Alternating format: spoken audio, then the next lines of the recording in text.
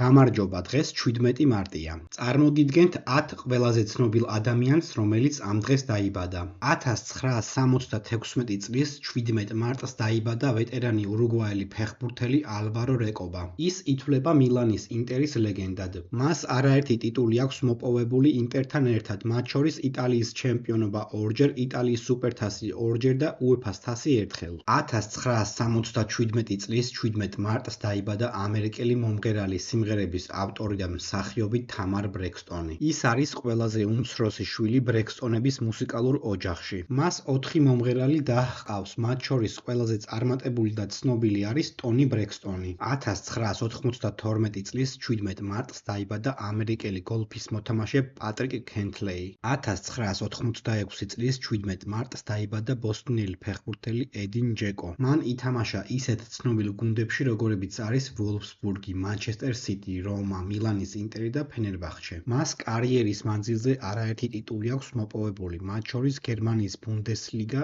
ორჯერ ინგლისის პრემიერლიგა და ერთხელ სუპერთასი. 1990 წლის 17 მარტს დაიბადა ირლანდიელი მომღერალი, სიმღერების ავტორი და მუსიკოსი ენდრიუ ჰოზიერი. 1999 წლის 17 მარტს დაიბადა იაპონელი ფეხბურთელი შინჯი კაგავა. ის ასპარეზობდა დორტმუნდის ბორუსიასა და მანჩესტერში. კაგავა გახდა პირველი იაპონელი ფეხბურთელი, რომელმაც ინგლისის პრემიერლიგა მოიგო. 2012 წელს დასახელდა აზიის წლის საუკეთესო ფეხბურთელად. 1969 წლის 17 მარტს დაიბადა ბრიტანეთის იმპერიის ორდენის კავალერი, ინგლისელი მოდის დიზაინერი ალექსანდრ მაკ-ქვინი. ლონდონის ლუიშემში დაბადებული მაკ-ქვინი ტაქსის მძღოლის შვილია. კაბების შეკერვა მან ადრეულ ასაკში თავისი დებისთვის დაიწყო და ამ დროსვე გამოთქვა სურვილი გამხდარიყო მოდის დიზაინერი. 1992 წელს დააარსა საკუთარი მოდის სახლი ალექსანდრ მაკ-ქვინი. 1951 წლის 17 მარტს დაიბადა